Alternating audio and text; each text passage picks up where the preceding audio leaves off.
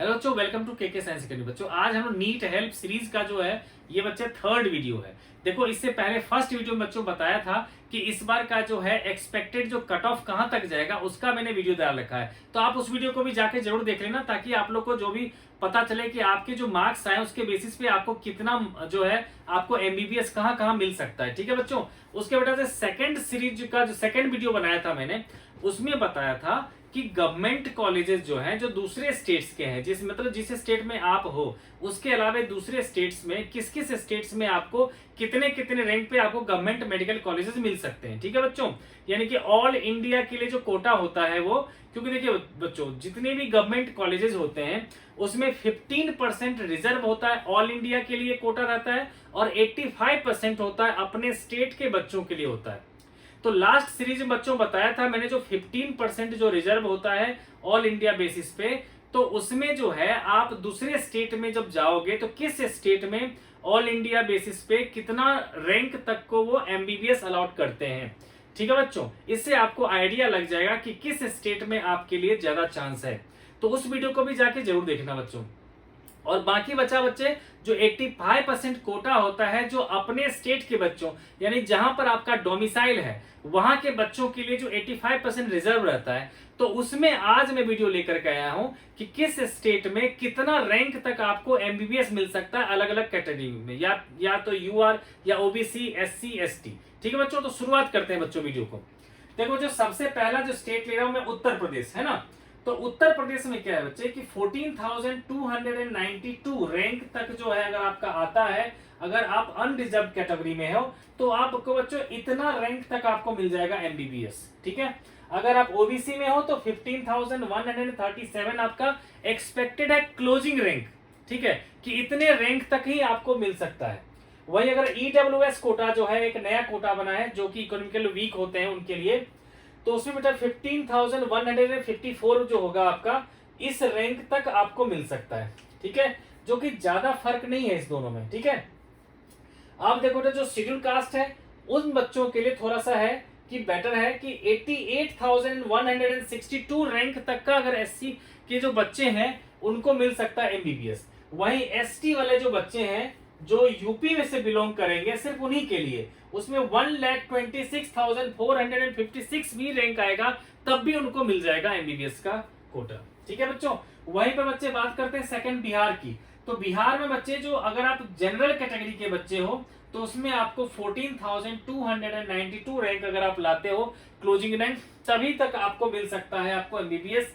अगर आप ओबीसी से बिलोंग करते हो तो 15,137 पे, अगर आप ईडब्ल्यूएस कोटा में आपने अप्लाई किया है तो 15,154 तक भी आपको मिल जाएगा, यानी कि ओबीसी से बढ़िया चांस है इसमें ईडब्ल्यूएस में। अब देखो बेटा एससी की बात कर लेंगे हम लोग, तो अगर एससी यानी कि शेड्यूल कास्ट से अगर आप बिलोंग करते हो तो 88,162 अगर आपका रैंक है तब भी आपको एमबीबीएस मिल सकता है। और वहीं शेड्यूल ट्राइब्स की बात करेंगे तो उसमें 1,26,456 तक की उसके अंदर अंदर में अगर आपका रैंक है तो आपका एमबीबीएस का सीट्स आपको मिल जाएगा बिहार में। ठीक है, अगर आप राजस्थान से बिलोंग करते हो और अगर आप अपर यानी कि अनरिजर्व कैटेगरी में आते हो आप, ठीक है, तो आपको 10,772 रैंक तक ही आपको मिल सकता है एमबीबीएस। और अगर आप ओबीसी से बिलोंग करते हो देन 12,142 रैंक तक आपको मिल सकता है एमबीबीएस। ठीक है बच्चों, इसके अलावा अगर ईडब्ल्यूएस कोटा में आपने अप्लाई किया तो 13,769 इस रैंक तक भी आपको मिल सकता है एमबीबीएस। अब वही क्या होता है बच्चे शेड्यूल कास्ट की बात करेंगे तो उसमें 73,668 रैंक तक आपको मिल सकता है एमबीबीएस की सीट। और वही शेड्यूल ट्राइब्स के लिए 1,45,207 इसके अंदर अंदर में अगर आपका कोई रैंक है तो आपको मिल सकता है एमबीबीएस। वही बच्चे बात करेंगे हम लोग एमपी के यानी कि मध्य प्रदेश का, तो उसमें से अगर आप अनरिजर्व कैटेगरी में से आते हो तो 15,349 तक जो है आपको मिल सकता है एमबीबीएस की सीट्स।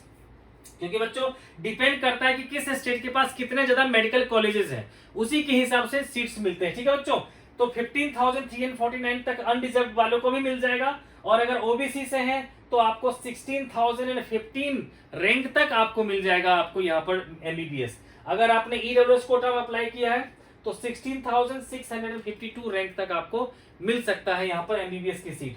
वही अगर एससी कास्ट में आपने अप्लाई कर रखा है तो उसमें क्या होगा 86,721 के अंदर अंदर का आपका रैंक है तो आपको एमबीबीएस मिल सकता है। और वहीं अगर एसटी से आप बिलोंग करते हैं तो फिर आपको 1,19,713 से कम रैंक अगर आपके पास आ रहा है तो आपके लिए जो है चांसेस है आपको एमबीबीएस मिल जाए।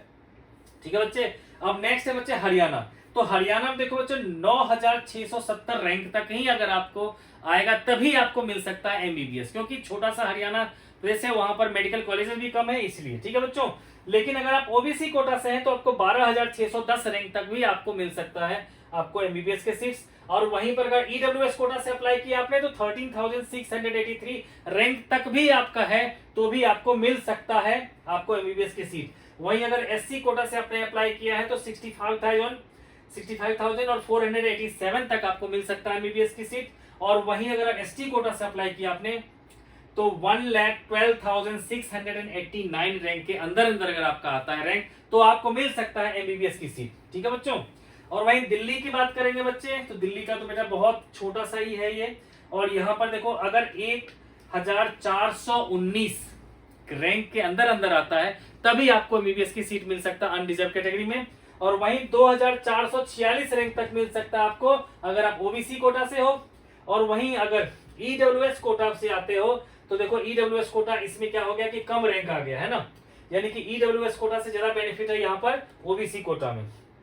इसमें 2,209 तक ही मिल सकता है। लेकिन एससी कैटेगरी में अगर आप अप्लाई करते हो तो 20,497 रैंक तक आपको मिल सकता है। और वहीं एसटी कैटेगरी में अप्लाई करते हो तो 26,209 भी मिल सकता है। ठीक है बच्चों। अब देखते हैं बच्चों बाकी स्टेट्स का देखते हैं।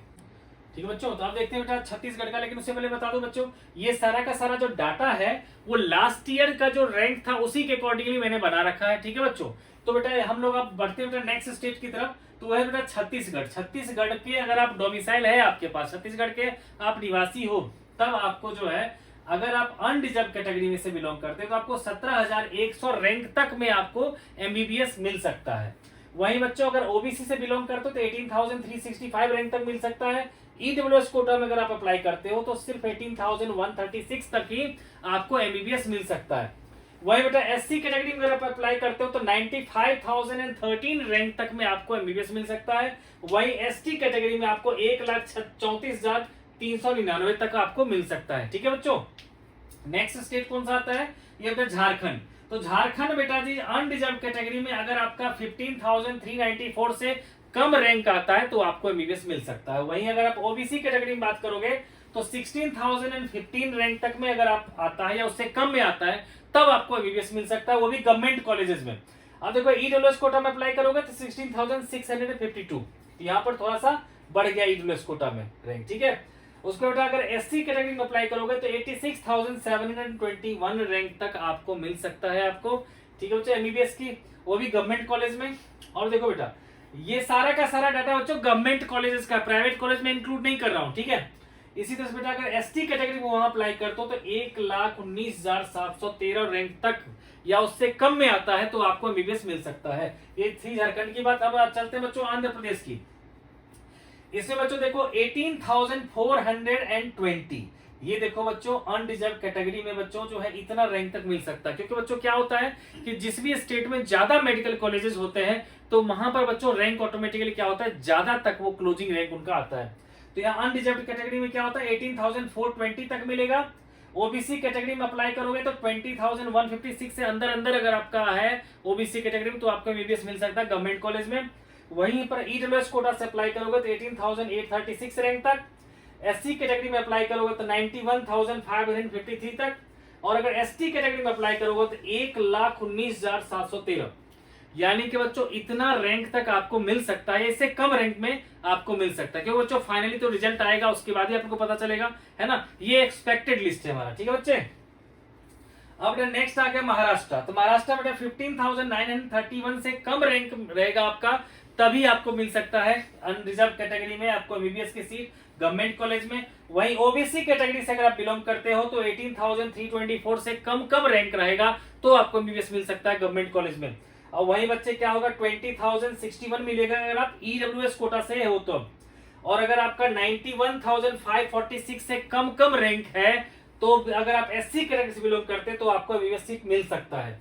वहीं 1,15,138 से रैंक कम है आपका और एसटी कैटेगरी से बिलोंग करते हो, महाराष्ट्र में रहते हो, तो आपको मिल सकता है एमबीबीएस की, वो भी गवर्नमेंट कॉलेज में।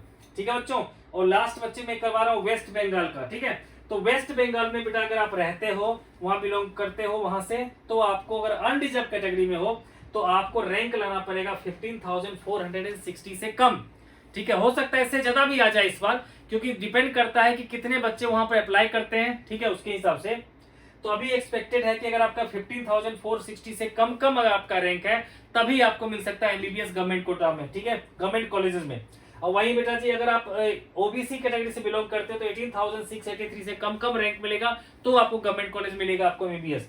और वहीं पर अगर आपने ईडब्ल्यूएस कोटा से अप्लाई किया है तो 19,569 से कम रैंक रहा, तभी आपको एमबीबीएस मिल सकता है।